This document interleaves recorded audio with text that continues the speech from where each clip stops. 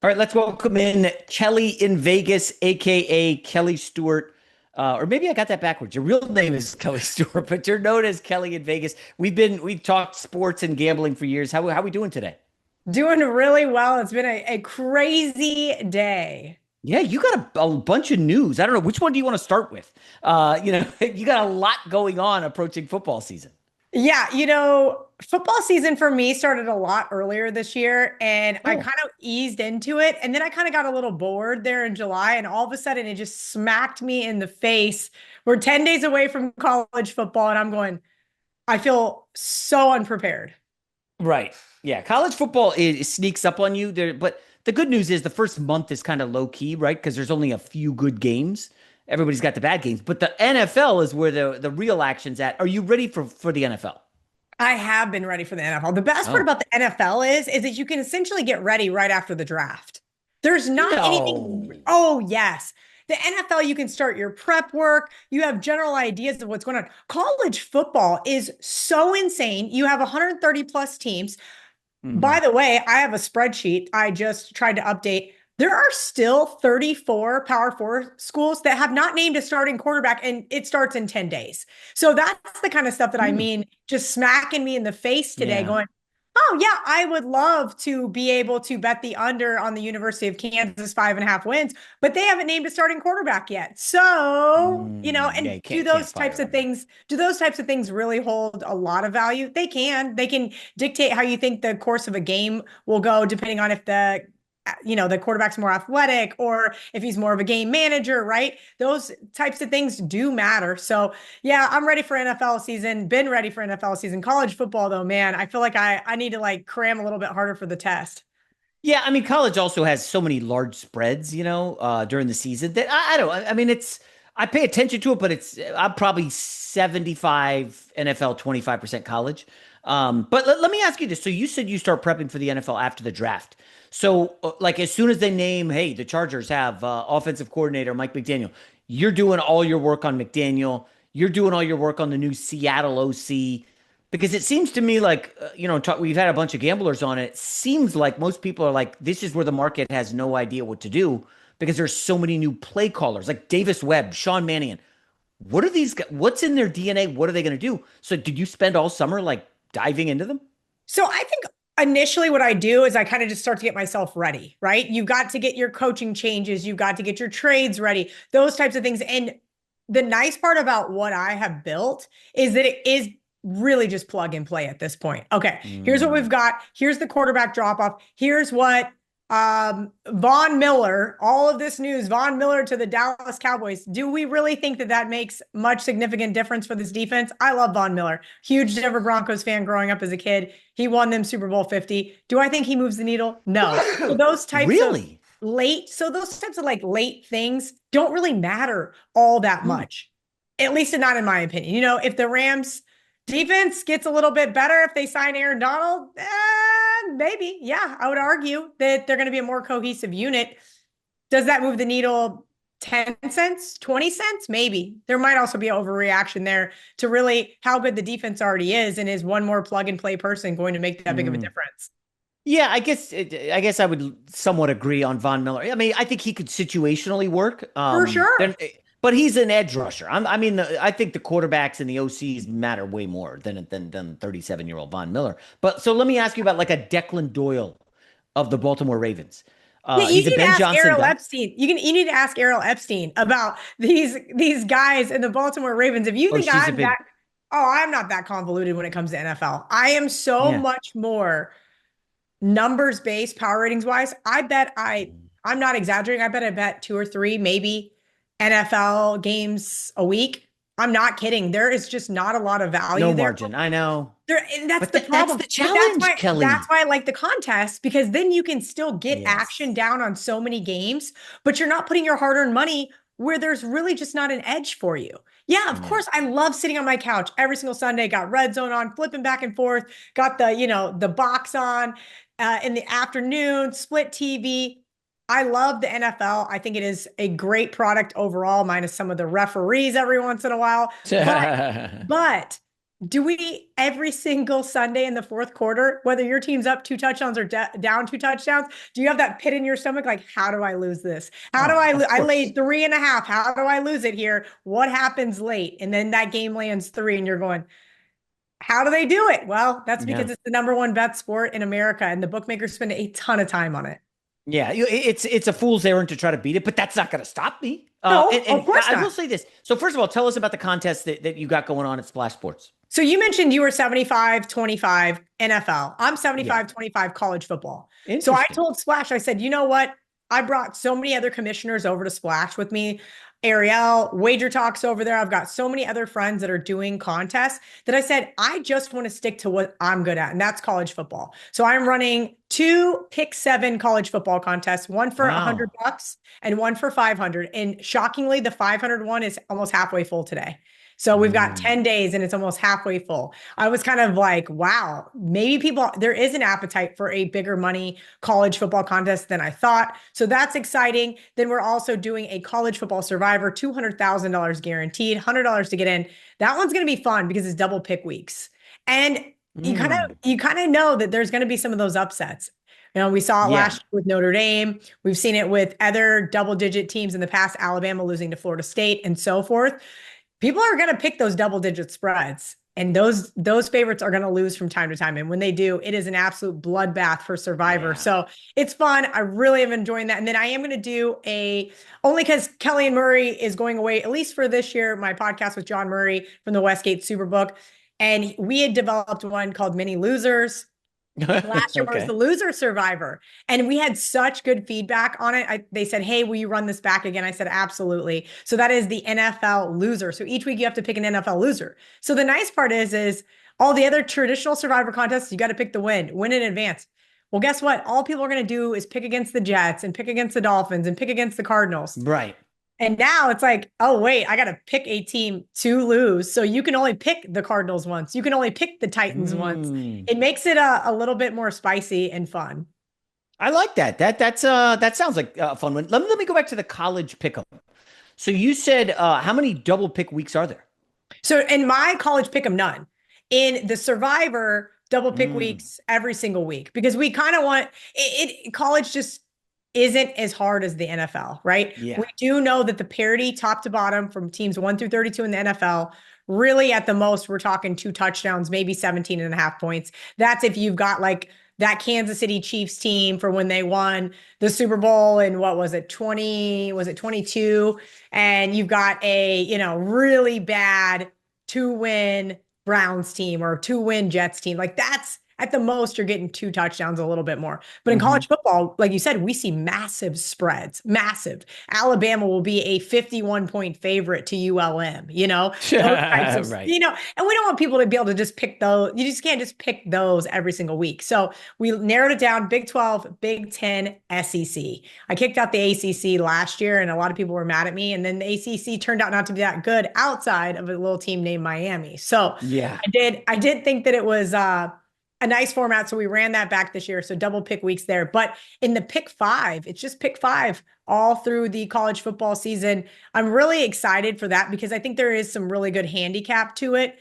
And yeah, sure, you can lay the big spreads if you want, but the spread is a great equalizer. We're not just picking winners here. You've got to actually pick teams to cover. And it's going to be segmented out as well. So you can get back your prize Yeah. money if you happen to get hot for a couple weeks.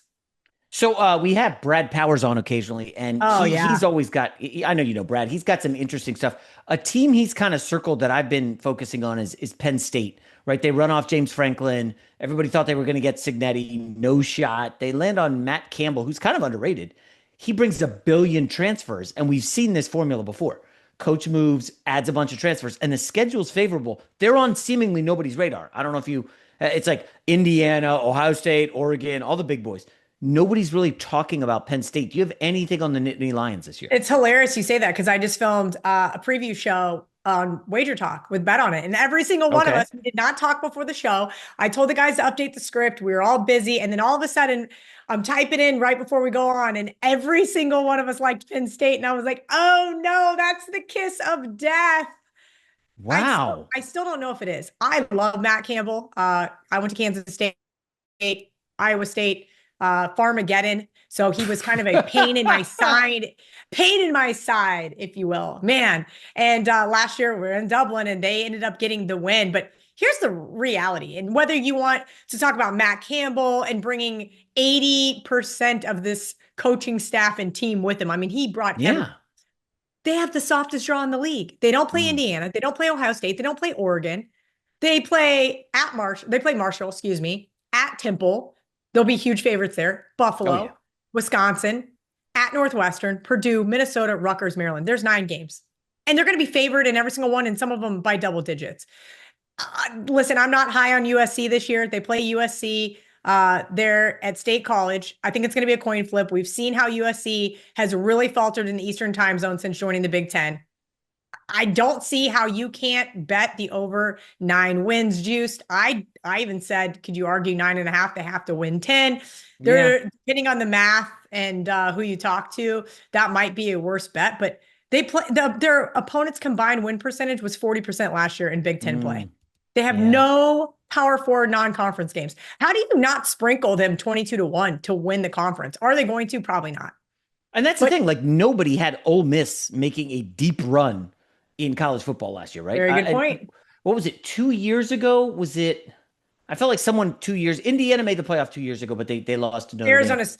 Arizona State. Yeah, every Texas year run for their money. somebody sneaks in. Is Penn State yours, or do you have another team besides them? Because to bet the playoff, Texas Tech last year was awesome because they again hit the portal hard. I'm just curious, do you have a team? Yeah, it's funny. I had Texas Tech 100-1 to win the national championship last year. And so they did falter, obviously, in the college football playoff, and that was an awful performance. But when you have more West Texas oil money than God, you can buy players. And that's exactly what they did. And that's why I bet them. Truth be told, I took them under not 10.5 wins plus 185 this year. Just a little fade. But if you want to talk about teams getting into the college football playoff, I think Oklahoma is kind of one of those outside shots. We know at least 3 SEC teams are going to get in. They might get 4 in. You never know. And Errol Epstein and I were at SEC Media Days about a month ago. And all of a sudden, everybody in the hallway just turns around. And I'm like, what is everybody looking at? And I see this giant jacked guy. And I'm like, who the heck is that? And someone whispers, that's John Mateer. I go, that's John Mateer? He looks like he's put on 25 pounds of muscle. He was unrecognizable. Now, granted, I always joke that we can't always tell what the football players look like because we always see them with the helmet on, but I could not believe he was massive. I think a lot of people are selling Oklahoma because of the schedule. But again, John Mateer and 16 starters, I think they can win that game at Michigan. They will be a 9-point underdog at Georgia in September. I think it's a coin flip versus Texas there in the Red River rivalry. Wow. I really do. I know you're not high on Texas, huh? No, we'll get into Texas here in a minute if you want. Okay. But the good news about Oklahoma is they're coming. Texas is going right after their bye week. That is a good spot to be a Sooner, in my personal opinion. And look, I could see this team playing in Atlanta in December to win the SEC. I bet them to win the SEC. I think they make the college football playoff. I think this is a really good spot to buy low on them, which sounds so crazy coming from the Big 12 girl to say, oh, you buy low on Oklahoma, right? For years, it was always Oklahoma, Texas, Oklahoma, Texas, Oklahoma, Texas, and they never could win the Big 12 championship because they always just got there based on their name and then always faltered to a lesser team. I do think it's going to be a really interesting year in the SEC. And I don't think Texas and their tough schedule is getting enough understanding on how truly tough that schedule really is for them. Yeah. I'm trying to find a point spread for Texas, Oklahoma. I would guess Texas is favored in that. Yes. I would say 3.5, maybe 4. Okay. That's a good Brad Powers question. That's why I love Brad. I can just send him a DM and say, Brad, what do you make this game? And it's like, bam.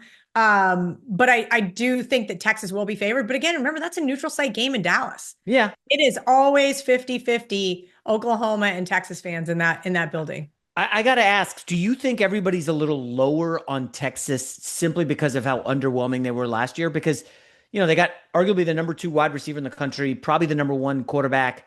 I know their left tackle just went down, but it doesn't sound like he's going to miss the Ohio State game. When you just look at blue chip talent, I don't know that anybody has more than Texas. Jason, it's been that way my whole life. Yeah, well, that's fair. I mean, I don't know how else to say it. My whole life, every single year, Texas is back. Texas is back. Texas is back. They are the team with the bullseye on them. And you want to pivot to Texas Tech. That's why I think Texas Tech is going to falter this year because they went from the nice, lovable West Texas Cactus kids to having a giant bullseye on their back in the Big 12. They got an easy schedule, but everyone is going to be gunning for them every Yeah. single week now. Before, Hmm. you were never a game, even during the Patrick Mahomes era, nobody had them circled. Now everybody has you circled because of the way that you behaved and the way you acted. I just kind of see it being one of those scenarios where, yeah, sure, could they win 11 games? Could they win the Big 12? Would anybody be shocked? You mentioned that it's not for lack of talent. Joey McGuire thinks a great coach, but I love that team so much more as an underdog. Now you're going to be a favorite in every single game. It's a different animal, and I think that that's what's wrong with the Texas Longhorns too. I think Hmm. that's what's wrong with LSU. I think that's what's wrong with Georgia. I think that's what's wrong with Notre Dame. Now probably Miami. A lot of these fan bases are so national Yeah. championship or Yeah. bust. When you don't get that national championship, guess what? Was terrible against Ohio State, Yes, he easy was. winner. And I'm like, okay, I think they bounce back this year, but maybe not. I don't know. It's a little chalky. I want to ask you. So you said college. I think you said this. College football Survivor is a little easier than NFL. Have you had success historically with NFL Survivor? I have gotten to week 18 twice. Mm. Last year I was in week 18 and I had the Well, wait. Raiders. Are these big contests or like small friends, local, like work? So I'm gonna just put it in air quotes. We were in a local contest, Okay. my buddy Johnny and I, a few years ago for a lot of money. Oh, it's probably 12 years ago now. Okay. I'd have to really think about it. Is the year that the Ravens lost week 17. So it was before week 18. Week 17, they were 13 and a half point favorites. We did not hedge. That was pretty Oh. painful. That was pretty painful. Last year, I was in a bloody survivor on Splash, which is where you have to pick two teams every single week. It started, I think, Oh, week come 7. I think on. it started week 7. I made it all the way to week 18. There was 55 of us left, and I did not hedge with the Las Vegas Raiders. 5.5 point favorites Mm. over the Chiefs. Chiefs had no reason to win that game. So yeah, I've had some survivor pain. My birthday's Yeah. always on Thanksgiving. It always seemed like when I was involved in the Vegas contest that Thanksgiving always ruined my birthday. Yeah. Most notably the Packers a couple of years ago against the Lions. Mm. It's one of those things where at least I made it past week 1. I actually sent a pretty funny text to my one survivor group. We're going to do one of the 21 million guaranteed there over on Splash for $1,000. So $250 for each one of us, team up. And I said, what do you guys think about it? Let's just go Tennessee Titans week 1. And Wait, one who are of they playing week one? I don't know off the top of my head. So they're a very, very, very small favorite. I Wait, is believe it the it's to the Jets? I believe it's to the Jets. Oh yeah, yeah, yeah. Robert Saleh revenge game. That's not terrible, Yeah. and you burn a bad team. Wait a I minute, think but how is this going to work if you have that many people? How will you find consensus? so. I think what we did in the past last year, we did the $5,000 over at the Westgate, the $5,000 Okay, Survivor, and we made it. Got to think it had to be 7 or 8. It was the Thursday night game. I was at my little sister's rehearsal dinner for her wedding that was on a Friday because good family members know that you do not have weddings on college football Saturdays. wow. Oh And so my we're at the gosh, yeah. rehearsal dinner, and there I am with my phone. Niners beat the Rams on the road, 12 and a half point underdogs. That's who we lost the $5,000 with last year. But basically, I think a lot of the same times we're on the same page. I have some certain rules about what I like to stay away from. I don't like to play road teams, particularly in the division. Other guys don't like to take, small favorites like the Titans week 1 versus the Jets. But it was pretty funny. They're like, "What are you trying to do? Just hate yourself week 1?" And I go, "Or we look like geniuses. What do Yeah. you guys? What do you guys say?" That's the yeah. Survivor's so fun because historically, I guess it depends on the size of the pot and everything. But if you're doing like a local friends league, just being chalky usually wins out. It's not that hard. But For in these sure. bigger ones, you need those Oh, those upsets. absolutely. Tennessee week one, I had not really considered that, but that's not bad. Oh God, it's disgusting. But Now, here's if the you other have thing. 10 entries or well, not in the $5,000 Yeah. one, but No, but you could in the $1,000 one. So look, also think about this. This is what I love about Splash is that you can sign up until kickoff. So it's not like where the deadline's like Saturday, 3 p.m. in Vegas. So that is a 1 p.m. Eastern game. Let me double check that. Yes, 1 p.m. Eastern game. So you still have 1, 2, 3, 4, 5, 6. So you could, if you got knocked out, you could still re-up and get back in for one of the later games if you really, Yeah. really, really wanted to. Because we'd kind of said, are we going to go back to Vegas? We're going to do the 5,000 again.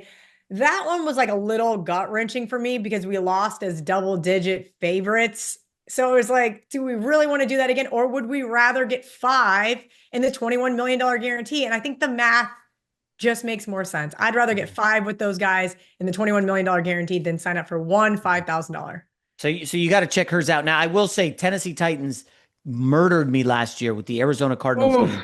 I was at the Chargers game with a buddy. We're following it. We're like, oh, Cardinals Easy. are a lock.